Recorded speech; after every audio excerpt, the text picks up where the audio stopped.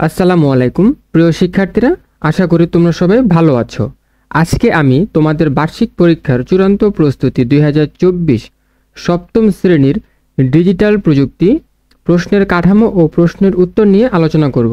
তো দেখো প্রিয় শিক্ষার্থীরা, এটি হচ্ছে তোমাদের প্রথম অধ্যায়ের বুদ্ধিবৃত্তিক সম্পদের ব্যবহার। ঠিক আছে, তো দেখো খ বিভাগ সংক্ষিপ্ত উত্তর প্রশ্ন। তোমাদের 10টি প্রশ্ন থাকবে, তোমাদের 10টিরই উত্তর দিতে হবে। প্রতিটি প্রশ্নের মান থাকবে 2 করে। ঠিক আছে, তো দেখো এখানে 1 নম্বরে যে প্রশ্নটি রয়েছে সেটি দেখো, একটি প্রতিষ্ঠান বা ব্যক্তি কখন ট্রেডমার্ক নিবন্ধন করেন। 2 নম্বরে দেখো, ট্রেডমার্ক নিবন্ধন সম্পন্ন হওয়ার পর কি প্রদান করা হয়। 3 নম্বরে দেখো, একটি এলাকার কি কি বুদ্ধিবৃত্তিক সম্পদ থাকতে পারে। 4 নম্বরে, বুদ্ধিবৃত্তিক সম্পদকে বাণিজ্যিক ব্যবহারে উপযোগী করে তুলতে সর্বপ্রথম কি প্রয়োজন। 5 নম্বরে দেখো, ট্রেডমার্ক নিবন্ধন কি। 6 নম্বরে, স্বত্বাধিকারী কি।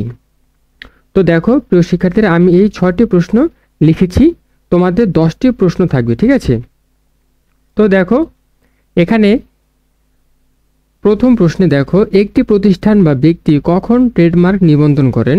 উত্তরে আমরা লিখেছি, একটি প্রতিষ্ঠান বা ব্যক্তি কোনো বুদ্ধিবৃত্তিক সম্পদকে বাণিজ্যিকভাবে করার সময় এই সম্পদের জন্য নির্দিষ্ট ট্রেডমার্ক নিবন্ধন করেন। এর মাধ্যমে অন্য কেউ চাইলে তার বুদ্ধিবৃত্তিক সম্পদকে নকল করতে পারে না।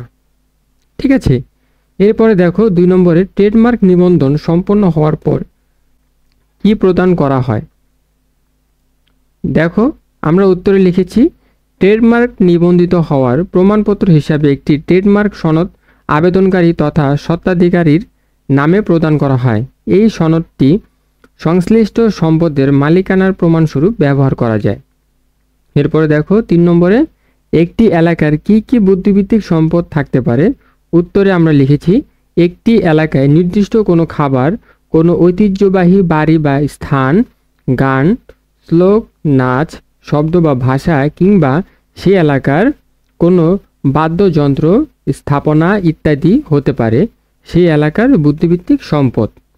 এসব সম্পদ ওই এলাকার আঞ্চলিক পরিচিত বহন করে। এরপরে দেখো 4 নম্বর প্রশ্নে, বুদ্ধিবৃত্তিক সম্পদকে বাণিজ্যিক ব্যবহারে উপযোগী করে তুলতে সর্বপ্রথম কি প্রয়োজন। আমরা উত্তরে লিখেছি, বুদ্ধিবৃত্তিক সম্পদকে বাণিজ্যিক ব্যবহারের উপযোগী করার জন্য সম্পদটিকে সর্বপ্রথম ট্রেডমার্ক নিবন্ধন করতে হবে। এর মাধ্যমে ওই সম্পদের উপর স্বত্বাধিকারীর মালিকানা প্রতিষ্ঠিত হয়। এরপরে দেখো 5 নম্বরে, ট্রেডমার্ক নিবন্ধন কি। উত্তরে আমরা লিখেছি, কোনো বুদ্ধিবৃত্তিক সম্পদের স্বতন্ত্র প্রতীক, লোগো, স্লোগান ইত্যাদির স্বত্বাধিকারী হওয়ার প্রক্রিয়াকে ট্রেডমার্ক নিবন্ধন বলে। এটি একটি পর্যায়ক্রমিক প্রক্রিয়া যেখানে 5টি ধাপ অনুসরণ করতে হয়। এরপরে দেখো 6 নম্বরে, স্বত্বাধিকারী কি।